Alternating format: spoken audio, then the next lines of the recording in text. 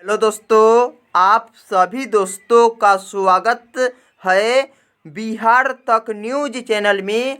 तो देखिए दोस्तों, भोजपुरी के सुपरस्टार हीरो निरहू भैया जी का एक बेहतरीन फिल्म बहुत जल्द आने वाला है दोस्तों, जो फिल्म का नाम है आई मिलन की रात।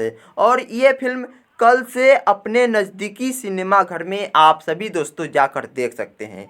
इंडिया के सभी सिनेमा घर में ये फिल्म 5 मई से लगने जा रहा है दोस्तों।